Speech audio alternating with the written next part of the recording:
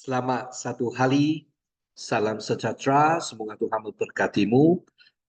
Hari ini kita akan meneruskan untuk merenung akan firman Tuhan dengan satu tema pemahaman latar belakang pengenapan hukum dan nabi-nabi di Perjanjian Lama. Dan kita akan merujuk kepada satu hasil tulisan yang diterbitkan oleh Beacons Hill Press, di mana siri dia adalah New Beacon Bible Commentary.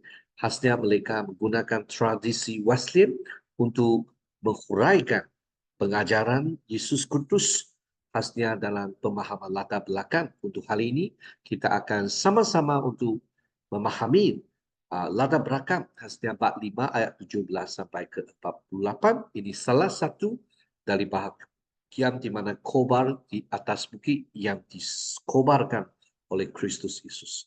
Mari kita datang untuk berdoa bersama. Tuhan Bapa di surga, kami mau lebih memahami akan firman Tuhan.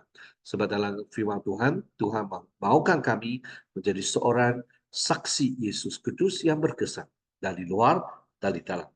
Bukan saja kami dapat bersaksi di luar saja, tapi apa kesaksian yang kami buat adalah dari satu hati yang murni, kesucian kebenaran dari hati dan juga di luar.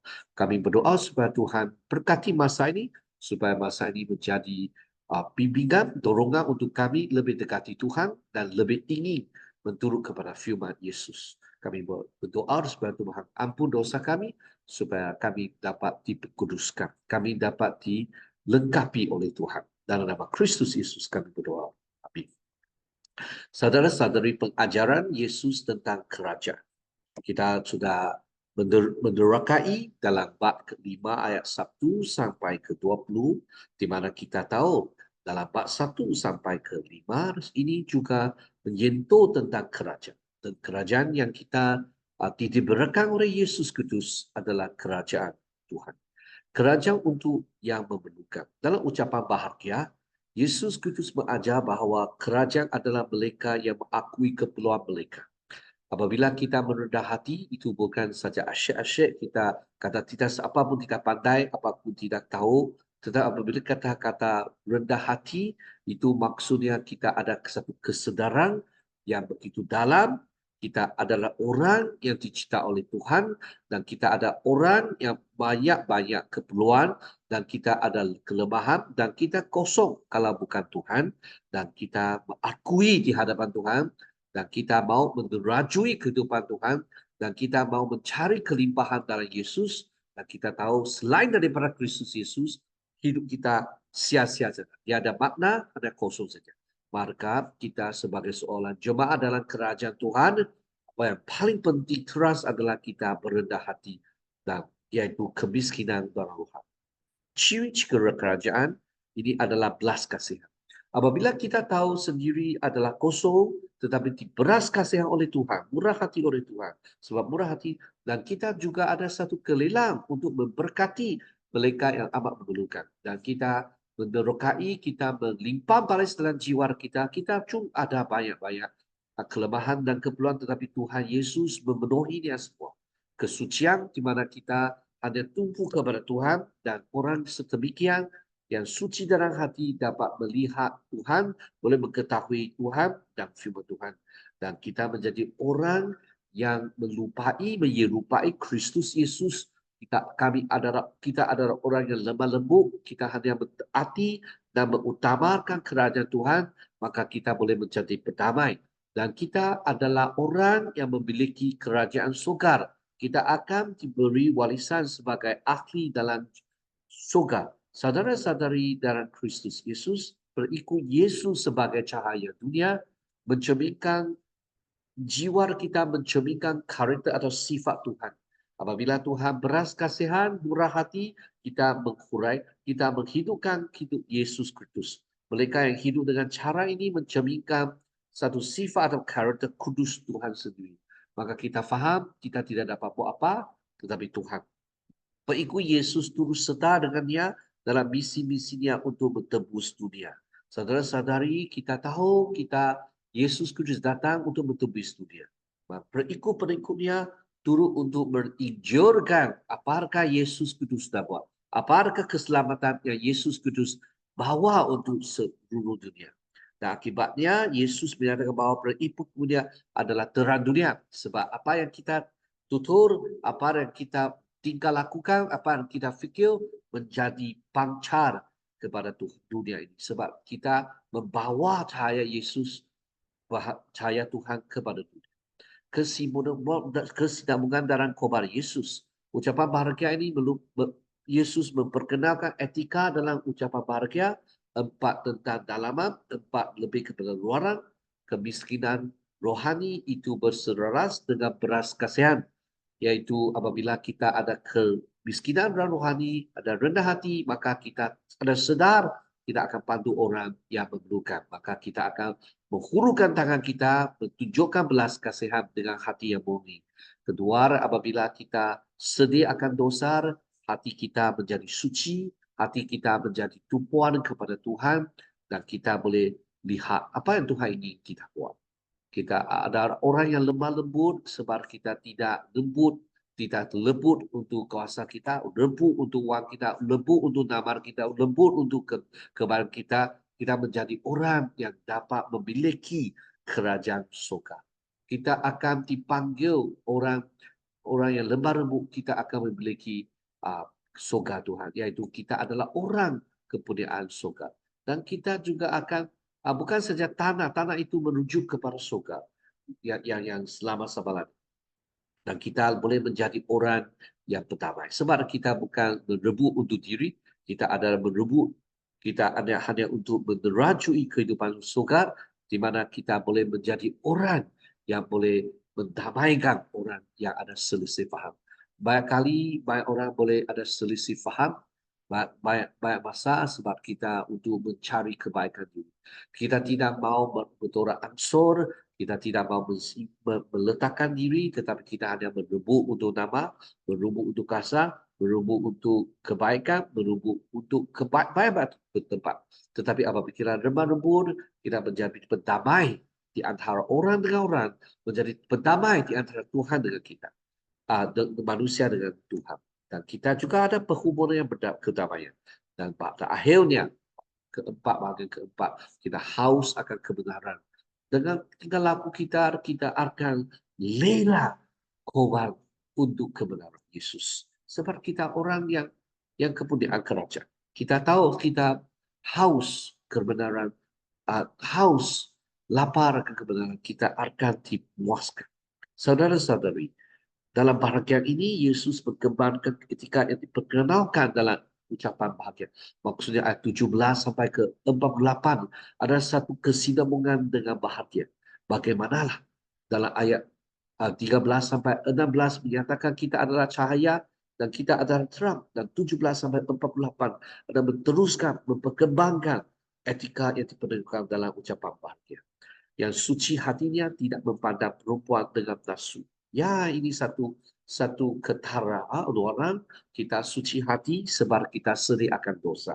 Jadi kalau kita mau kesucian dalam kehidupan, kita perlu sedih dulu, perlu betul-betul kita dapat dulu. Bukan saja cakap dari segi perkataan, tetapi sedih sekali yang begitu dalam hati, dan jiwa kita akan diperbaharui, jiwa kita akan diperbaharui Tuhan, dan dengan kuasa dari Tuhan kita akan taubat, dan kita akan membuat semua sapa-sapa yang mengkotorkan hati kita itu luar dari kehidupan kita, seperti televisyen, video, YouTube, atau apa gambaran, atau apa-apa yang boleh mengkotorkan hati kita, kita akan cuba menyucikan.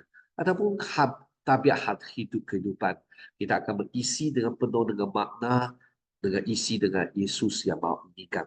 Dan kita akan dielakkan, kita dapat ada kuasa dari Tuhan untuk tidak lagi ada nafsu yang jahat. Ya, kehidupan kita itu dinamik. Kalau kita tidak berhati-hati lagi, kita tidak suci hati lagi, mungkin kita akan memandang perempuan dengan sulat. Jadi saudara-saudara, maka kita perlu sentiasa berwaspada terhadap hati kita. Dan yang murah hatinya adalah mereka yang mengasihi bungsu mereka, sebab mereka murah hati. Sebab mereka begitu mau akan menjadi seorang yang tahu sendiri adalah miskin dan rohani, kita bukan siapa, dan kita tidak mau bermusuh dengan siapa-siapa. Mengasihi mereka yang tidak suka kita, mereka yang sentiasa mau cakap sesuatu yang tidak enak, tak apa. Kita masih mau kasih dengan mereka, senyum dengan mereka, doa untuk mereka, dan mencuba membuat baik dengan mereka. Bukan satu dua patah minta maaf dapat cukup, sebab ada kala kita perlu kesinambungan, bukan menunjukkan kesedihan, bukan untuk menunjukkan uh, ke uh, apa kata bukan saja menunjukkan satu dua kali kesedihan kita terhadap hubungan yang kita ada, tetapi mesti berusaha ya untuk mencari hubungan yang baik. Sadar-sadari hukum Musa sebagai langkah kerja. Perbezaan utama antara ucapan bahagia dan bahagia ini adalah bahawa hukum Musa ini menjadi langkah kerja. Maksudnya apa yang hukum Musa yang diterima oleh Kristus, oleh Tuhan Bapa, Yehova, itu diwariskan, tetapi itu menjadi langkah kerja, dan kita tahu teras dia, yaitu mengasihi Tuhan dan mengasihi orang sekeliling. Apabila Yesus mengajar bahawa dia datang untuk menggenapi ataupun menyelesaikan ataupun membantu kita untuk menyelesaikan ataupun menjadikan ini menjadi satu nyata, Yesus bermaksud bahawa ajarannya mengintensifkan tempat tempat ke arah yang sama. Bantu kita pergi ke tempat yang betul. Maka saudara-saudara, apa yang ditekankan oleh Yesus adalah mentekankan transformasi, pembaharuan hati dan fikiran yang kemudian mengarah kita tindakan kebenaran rohani. Niat Tuhan ini adalah sesuatu yang selalu Tuhan inginkan untuk umatnya. Penggenapan niat hukum. Dengan demikian, Yesus menggenapi niat hukum. Transformasi yang Yesus harapkan akan menghasilkan kebenaran yang melebihi kebenaran orang Farisi. Antitesis dalam ajaran Yesus. Apakah hukuman tradisional? Apakah ajaran Yesus yang dia tekankan? Apakah diikuti oleh Yesus? Dia dikembangkan dengan prinsip yang ditekankan. Diajar secara tradisional, Yesus berfokus kepada transformasi hati. Saudara-saudari, apa yang ingin kita cakap ialah apabila Yesus dia mengatakan sesuatu, dia tidak buang apa di perjanjian lama, tetapi dia mempentingkan semangat inti dalam perjanjian lama. Saudara-saudari, sifat antitesis Yesus bukan bertentangan, prinsip berpusat bukan pada idea yang bertentangan, tetapi pada idea yang diintensifkan berkaitan dengan transformasi hati. Yesus mempentingkan bukan saja kita berzina dari luaran, tetapi dia mahu kita bersuci dari hati. Kalau hati kita dipelihara, ada banyak masa kita boleh dielakkan dari luaran. Kita bukan saja mau mencuri saja, tidak boleh mencuri saja.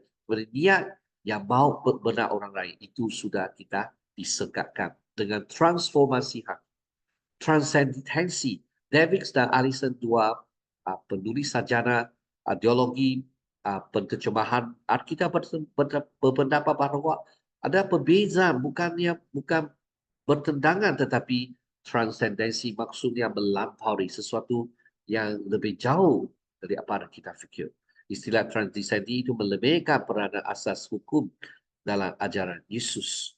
Saudara-saudari, kita berpendapat bahawa kontras ini melibatkan bukan pendengar tetapi transendensi. Istilah transendensi melebihkan peranan asas hukum dalam ajaran Yesus. Maksudnya Yesus dia tidak menghapuskan, tetapi dia bantu kita lebih tahu apa sebenarnya perlu kita buat terhadap kurikulum Musa. Ada ni Yesus sebagai Mesias Tuhan, ada Yesus sebagai Mesias Tuhan yang ingin menyampaikan firman Tuhan seperti kepada umatnya. Saudara-saudari, Mesias adalah juru selamat yang ditanti-tantikan sejak perjanjian lama. Tetapi mereka belum dapat tunggu sampai Yesus Kristus datang, sebab ada masa yang Yesus Kristus datang. Saudara-saudari, kita lihat peranan istilah transendensi melebihkan peranan asas hukum dalam ajaran Yesus. Yesus berbicara dengan otoritasi ilahi sebagai Mesias yang dijanjikan. Maka Yesus Kudus perlu membantu kita memahami Yesus itu lebih besar daripada Musa. Okay. Saudara, lebih besar daripada Taurat sebab dia sendiri adalah nyata, tetapi perjanjian lama itu adalah maya. Saudara-saudari, kita perlu tahu arka ajaran Yesus dalam niat Tuhan. Ajaran yang Yesus berikan berakar dalam niat Tuhan untuk hukum Musa. Tujuan hukum Musa adalah untuk membentuk umat yang kudus. Yesus tidak mententang hukum Musa tetapi adalah menggenapi niat yang sebenar. Saudara-saudara, mereka kita tahu sebenarnya perjanjian baru ini, Yesus Kudus datang adalah untuk kita memahami lebih lagi tentang hukum perjanjian lama, hukum Musa dan kitab-kitab Nabi. Maka kita mulai dengan menyelidiki, menerokai perjanjian baru ini adalah bersedia untuk lebih bersedia memahami apa yang cakap dalam perjanjian lama. Maka Kristian sentiasa kita ajar dia belajar perjanjian baru. Apabila kita balik ke perjanjian lama, kita tahu dia punya latar belakang. Dan latar belakang itu menjadi satu rujukan yang sangat penting supaya pun akan membantu kita memahami bagaimana Yesus ajar sedemikian dalam perjanjian yang baru. Dan saudara-saudari, marilah kita membentuk satu pemahaman yang kuat dalam perjanjian baru dan kita akan pergi ke perjanjian lama apabila kita habis kita punya tugasan menterokai perjanjian baru. Saudara-saudari, marilah kita datang bersama untuk berdoa. Tuhan Bapa di surga, kami puji syukur atas karunia Tuhan yang begitu besar. Sehingga kami diberi berkat untuk memahami firman. Oh Tuhan Bapa di surga, bantulah kami menjadi seorang yang mengikut ajaran Yesus. Bantulah kami memahami firman-Mu. Bantulah kami menjadi seorang yang benar-benar mau firman-Mu menjadi bantuan dan juga panduan dalam jiwa kita kami. Sebab tanpa cahaya terang daripada firman-Mu, kami tidak dapat hidup dengan penuh dengan limpah erti dan ada satu arah yang tetap. Ampunlah dosa kami di mana kita banyak masa abaikan firman. Dan pada saat sekarang sampai masa yang panjang kami mau ikut jejak jalan Yesus. Dalam nama Kristus Yesus kami berdoa dan menyerahkan. Amin. Saudara-saudara, kita jumpa lagi. Semoga Tuhan memberkati kamu dan juga sekeluarga.